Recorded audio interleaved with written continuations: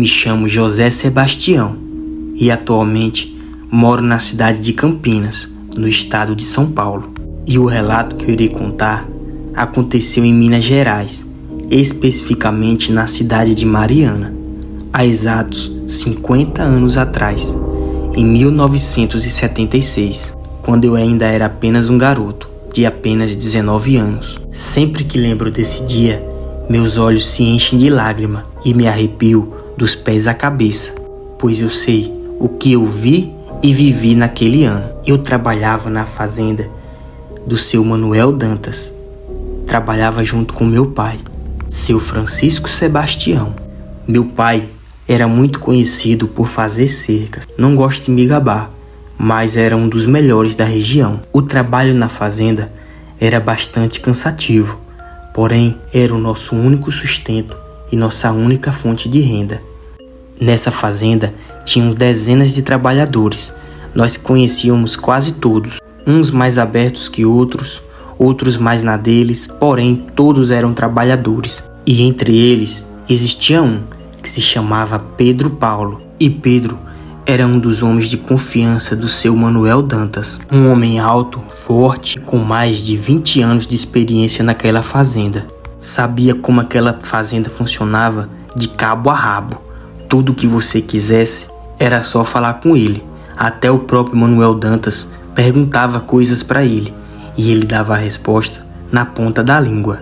Pedro Paulo também era um homem muito religioso, sempre com seu terço, e ia às missas todos os domingos.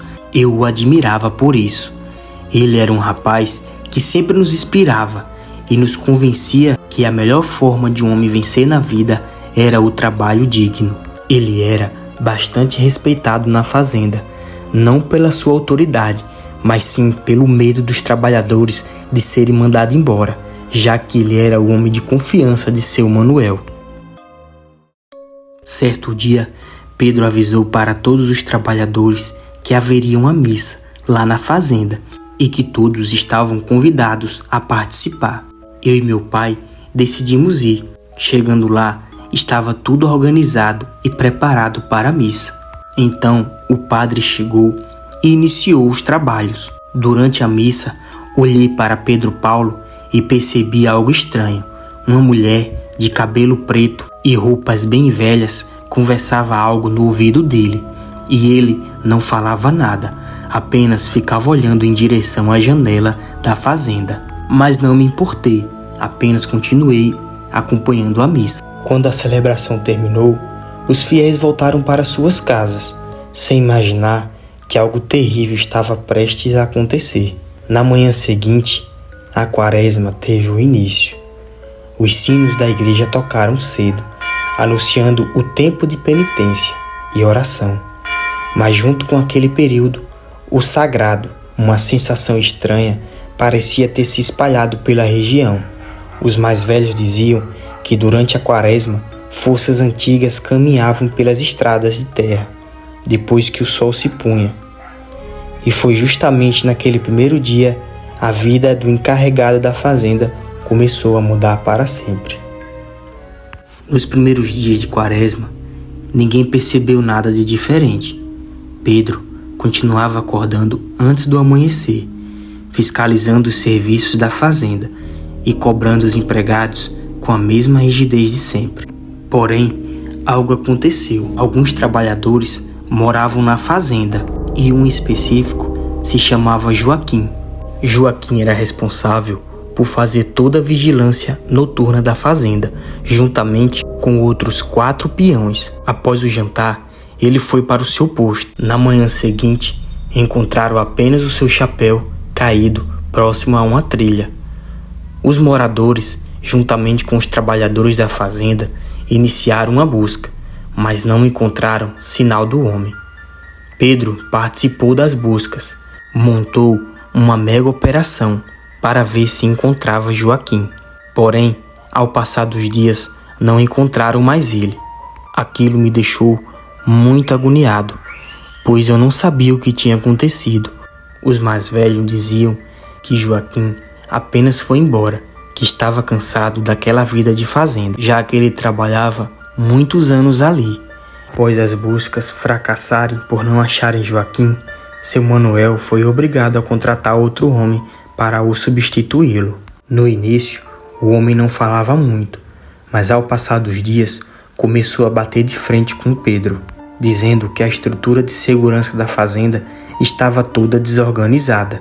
Pedro batia o pé e dizia que quem mandava era ele, e que era melhor ele só executar o serviço, e ele não sabia nada sobre a fazenda. E então, certo dia, os dois discutiram feio. Porém, Pedro não o mandou embora. Apenas ficou observando o homem gritando com ele. Eu achei aquilo muito estranho, mas não podia falar nada.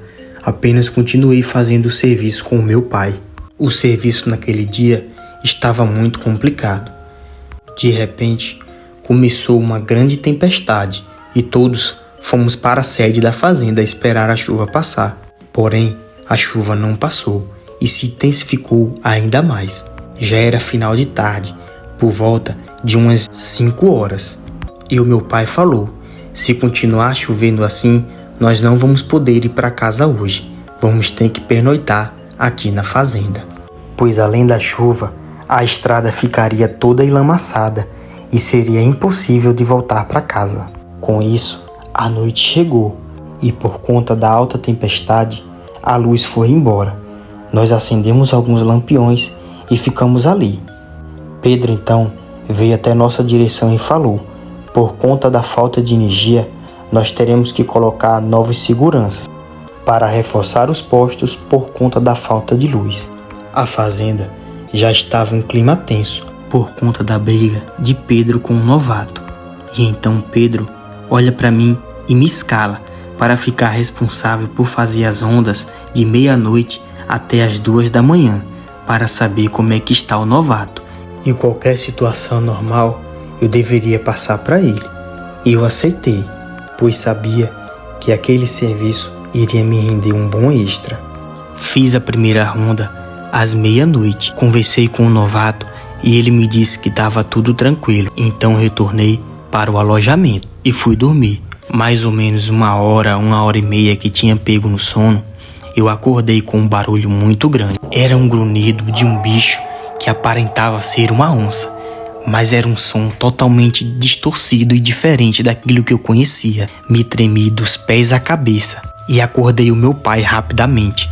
Meu pai acordou e ouviu aquilo também. Então nós pegamos as espingardas e fomos até os aposentos de Pedro para avisar o que estava acontecendo, já que o novato estava lá fora, na segurança. Ao chegar nos aposentos dele, ele não estava lá. Eu achei aquilo estranho, mas meu pai disse: provavelmente ele já foi ver o que aconteceu. E nesse meio tempo, ouvimos um disparo. Logo em seguida, o grito do novato, que foi rapidamente silenciado. Era noite de lua cheia. Eu e meu pai corremos em direção aonde ficava a guarita. E quando olhamos para lá, apenas com a luz da lua e aquela chuva caindo, nós vimos um ser alto de mais ou menos uns 2,5 metros, totalmente negro, em pé de 2 patas. Naquele momento, eu senti meu corpo falhar.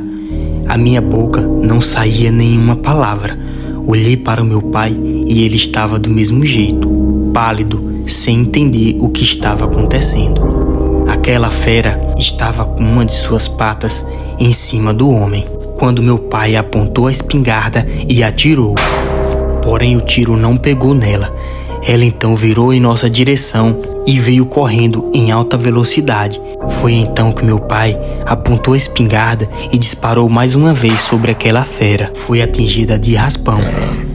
Após isso, ela correu para dentro dos matos e nós fomos até o novato para ver o que tinha acontecido.